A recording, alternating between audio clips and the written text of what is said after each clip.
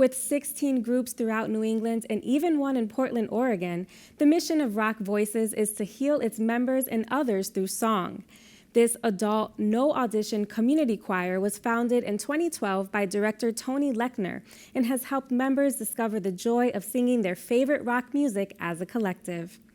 Lechner and members Julie Smith and Kate Pawul join me to share how this group has impacted their lives. We took out an ad in the paper saying, "Who wants to sing rock and roll?" And around 50 people showed up, none of whom I had ever met before, except maybe one of them I knew. Why? Is because I had spent my life in music, studying it and teaching it, and have always thought that there was something about choral music that kept everyone from being able to do it. It feels a little bit out of reach to people because it's often in other languages. You often need to read music to participate. And it's a barrier for people, which is ironic because singing is probably, it's the oldest instrument in existence, and all humans have been able to sing since the beginning of time. And we've evolved to this careful setting aside of singing for only certain kinds of people. So my wife, Sarah, and I were thinking one night, what if there was just a choir for singing whatever people want to sing nowadays, popular music? And we just did it on a whim. You mentioned that 50 people showed up after that first ad was put in the newspaper.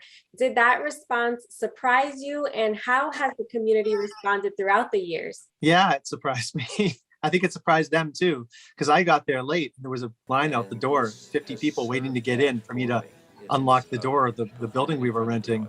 I think we were all surprised because none of us knew, me included, what was going to happen. I thought maybe 5 people would show up. Maybe 100. I had no idea. So Kate and Julie, as one of those original people that responded to the ad, what made you want to go check out what Rock Voices was? And were you also surprised to see how many people showed up as well? It was a really small ad, and it just said, "Do you like to sing?" I think it even might have said, "Do you like to sing in the shower?" And I thought, well, yeah, I love to sing. And I had been looking for a choir I could join that wasn't I didn't want to do women's music, and I didn't want to do international music. I wanted to sing exactly what Tony said. The songs I grew up singing, the songs I sang in my car all the time. I wanted to sing rock and roll, and there just wasn't a choir doing that. So it was really, and he delivered that first night. We were, he was, handing out sheet music for songs that I loved and knew pretty well, or at least I thought I did. So yeah, it was magic. It really was. I unlike Julie, didn't know I was looking. It just found me. I've been going to concerts all my life. That's one of my absolute favorite things to do. And I've always sung to myself or to anybody who's in the car with me. I don't read music.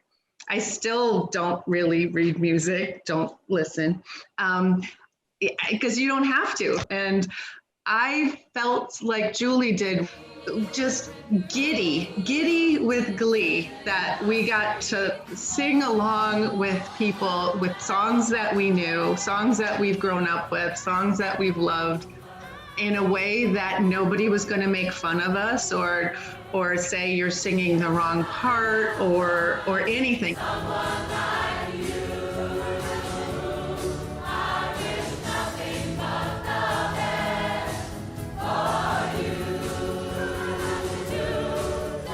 Tony, at one point you were juggling being a teacher, directing both the jazz choir and Rock Voices, on top of being a dad to 2 very young children.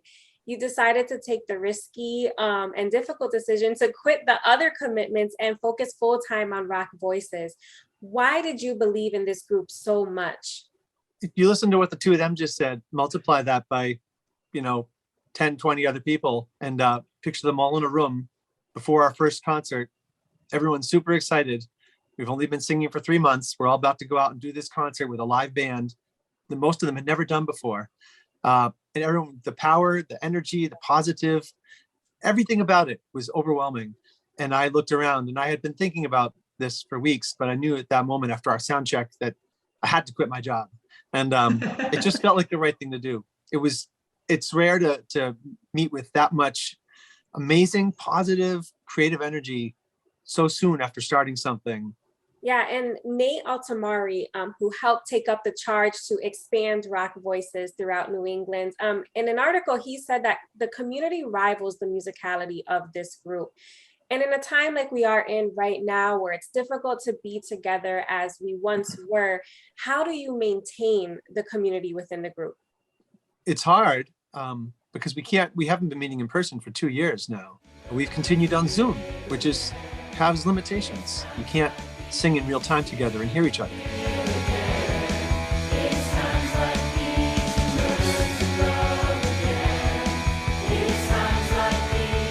We've kept rehearsals going as best we could. It's funny, with so many people isolated and shut in or self-quarantining, this is one of the few things they get to do where they can see other people. It's a social out for them, one outlet once a week, one night a week. And it provides something for them that they're missing for the past 2 years. So even with the quarantine and the pandemic, we're ironically still able to provide something social and musical in nature for people. But it definitely has been a strain to do it, because singing should be about being together and making music together. And you still are making music together, because you'll be making a CD, if I'm correct. Yeah. So tell me a two bit more about that. We have too many songs for one CD, so now it's going to be 2 CDs. And we've been putting out virtual choir videos, which is all the rage now that the pandemic started.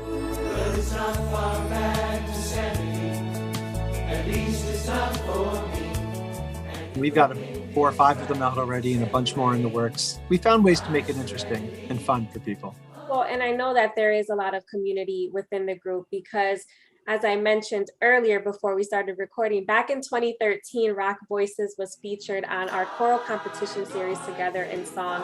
I worked on that show and I witnessed first the camaraderie that existed within the group. So Kate and Julie and even Tony, tell me about the community that you have built and how it's helped heal yourselves and others during difficult times in your lives, or even during the good times.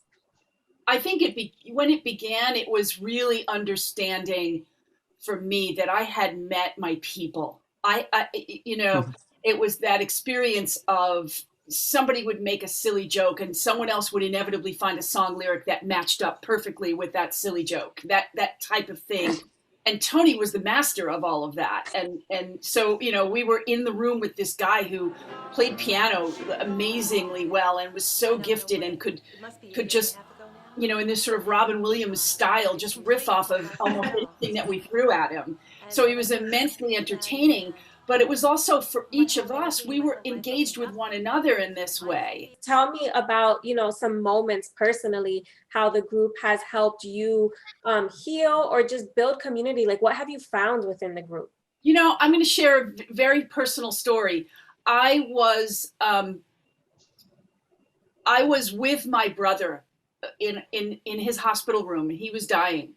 And it was, I can't remember how many years ago it was now. I'm going to say it was at least 6 or 7 years ago. And I was singing to him because my brother liked the sound of my voice and always said to me, I love to listen to you sing.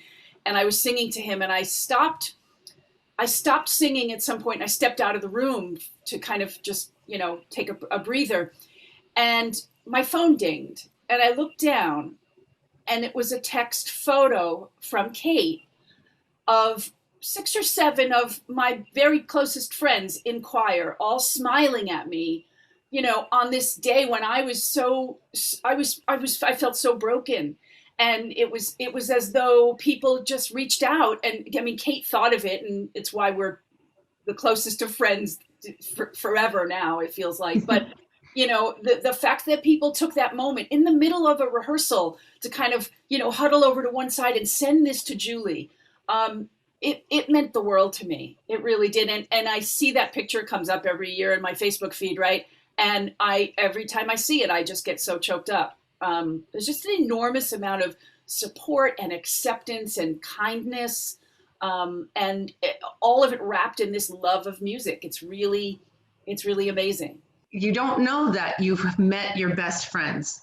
You don't like go into a place thinking this is where I'm going to meet, my favorite people, and maybe even somewhat, you think you might be past that point in your life. I mean, it's an adult choir, right? So when you think of your best friends in your life, you generally think of, I don't know, grade school, high school, college, and then that's it, and then you have your quote unquote work friends, which aren't always the same in your head, and they don't maybe give you the same amount of fun that you associate with your early childhood, right?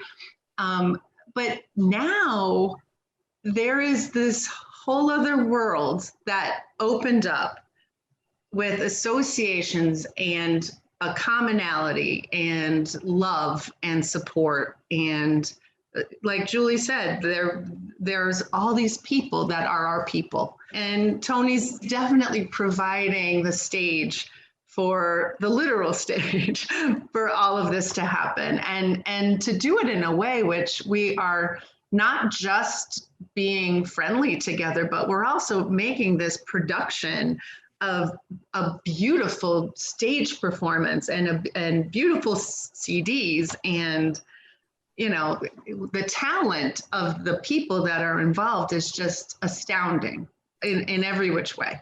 If somebody out there is hesitant to join a singing group or thinks maybe my voice isn't good enough to join, what would you say to them to help change their mind? If there's even an inkling that you want to sing, this is a group that will give you all the support you need to do it. You can blend in and not really hear your voice among all the other voices, just hear the blend. Or you can decide, wow, I want to go for a solo. And the solos are audition based. And so you really get to choose how much exposure you're going to have and how much you're going to push yourself. And I can't think of a better format for someone who isn't quite sure than a choir, than Rock Voices. I really can't.